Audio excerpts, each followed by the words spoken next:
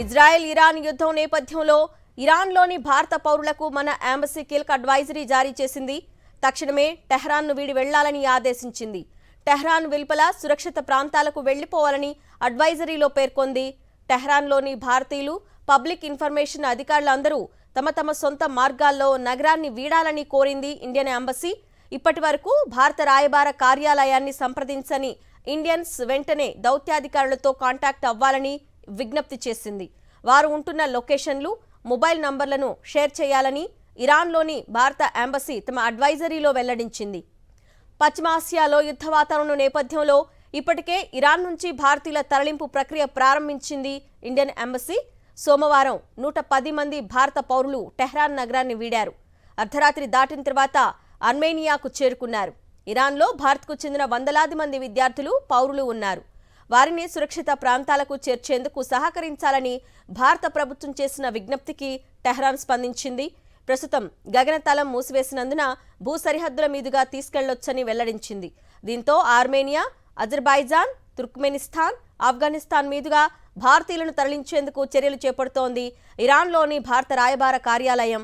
ఇరాన్లో దాదాపు 10,000 మంది భారతీయులు ఉండగా ఇందులో 6,000 మంది వరకు విద్యార్థులు ఉన్నారు. ప్రస్తుతం తలెత్తుతున్నటువంటి పరిస్థితుల నేపథ్యంలో అడ్వైజరీ ఏం జారీ చేసింది, ఎంబసీ తరలింపు కార్యక్రమాలు ఏ విధంగా ఉన్నాయి, దీనికి సంబంధించిన పూర్తి డీటెయిల్స్ మా ప్రతినిధి వెంకటేష్ అందిస్తారు. వెంకటేష్.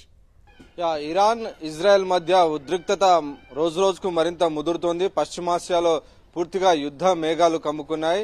ఇజ్రాయెల్ గత 4 రోజుల నుంచి ఇరాన్ పైన పెద్ద ఎత్తున మిసైల్స్ తో దాడి చేస్తోంది. ఈ నేపథ్యంలో ఇరాన్ రాజధాని టెహ్రాన్ విడిచి వెళ్లిపోవాలని అమెరికా అధ్యక్షుడు డొనాల్డ్ ట్రంప్ పౌరులందరికీ సూచించారు. సో ఆ నేపథ్యంలో ఇరాన్ లో ఉన్నటువంటి అనేక మంది పౌరులు కూడా టెహ్రాన్ విడిచి ఇతర ప్రాంతాలకు, సుదీర్ఘంగా నార్త్ ప్రాంతాలకు బయలుదేరి వెళ్తున్నటువంటి పరిస్థితి. ఇంకోవైపు ఇండియన్ ఎంబసీ కూడా అక్కడ ఉన్నటువంటి విద్యార్థులను తీసుకొచ్చేందుకు ఇప్పటికే అడ్వైజరీ జారీ చేసింది. ప్రత్యేకంగా అర్మేనియా వైపు నుంచి ప్రత్యేక విమానాలు నడిపి అక్కడి నుంచి భారతీయ విద్యార్థులను తిరిగి స్వదేశానికి తీసుకొచ్చే దిశగా భారత విదేశాంగ శాఖ పనిచేస్తున్నటువంటి పరిస్థితి. సో మొత్తానికి ప్రధానంగా టెహ్రాన్ పైన ఇజ్రాయెల్ గురిపెట్టింది. టెహ్రాన్ సమీపంలో 160 కిలోమీటర్ల దూరంలో ఉన్నటువంటి ఫార్దో అనేటువంటి అణు కేంద్రం పైన దాడి చేసేందుకు పెద్ద ఎత్తున సన్నద్దమవుతున్నారు. సో ఆ నేపథ్యంలోనే ఈ రోజు G7 దేశాలకు సంబంధించినటువంటి సదస్సును పూర్తిగా మధ్యలో కట్ షాట్ చేసుకుని డొనాల్డ్ ట్రంప్ కొద్దిసేపటి కిందట ఆయన అమెరికా చేరుకున్నారు. సో ప్రధానంగా ఇటు ఇరాన్ లో ఉన్నటువంటి ఈ ఫార్దో అణు తయారీ కేంద్రం పైన పెద్ద ఎత్తున దాడి చేయబోతున్నారు. సో ఆ దాడి చేయాలంటే అవసరమైనటువంటి శక్తి కలిగినటువంటి బాంబులు కేవలం అమెరికానే వద్ద ఉన్నాయి. దాదాపు 13,000 కిలోల బరువున్నటువంటి బాంబుతోనే ఆ అణు కేంద్రాన్ని ధ్వంసం చేసేటువంటి అవకాశం ఉంది. సో ఆ నేపథ్యంలో ఆ అణు కేంద్రాన్ని ధ్వంసం చేసేందుకు ఇప్పటికే అమెరికా సమాయత్తం అవుతుంది. సో ఆ నేపథ్యంలోనే అమెరికా అధ్యక్షుడు డొనాల్డ్ ట్రంప్ కొద్దిసేపటి కిందటే ఆయన కెనడా నుంచి తిరిగి అక్కడికి వెళ్లిపోయినటువంటి పరిస్థితి. సో వాషింగ్టన్ కు వచ్చారు. అక్కడి నుంచి ఒక నిర్ణయం తీసుకోబోతున్నారు. GBU-57 అనేటువంటి ఒక బాంబును ఉపయోగించి టెహ్రాన్ కు అత్యంత సమీపంలో ఉన్నటువంటి అణు తయారీ కేంద్రాన్ని ధ్వంసం చేసే దిశగా ఈ అమెరికా అలాగే ఇజ్రాయెల్ చేతులు కలిపినట్టుగా మనకు స్పష్టంగా కనబడుతుంది. సో అమెరికా తొలిసారిగా ఈ యుద్ధంలో నేరుగా దిగేటువంటి అవకాశం కనబడుతుంది. ఇప్పటి వరకు తాము నేరుగా ఇరాన్ పైన ఎలాంటి యుద్ధం చేయడం లేదని డొనాల్డ్ ట్రంప్ ప్రకటించారు. కానీ తాజాగా ఈ యుద్ధానికి ముగింపు పలికేందుకు కాల్పుల విరమణ వైపు తాము మొగ్గు చూపడం లేదని, దీనికి ఒక లాజికల్ కంక్లూజన్, ఒక శాశ్వత ముగింపు పలుకుతామని డొనాల్డ్ ట్రంప్ ప్రకటించాడు.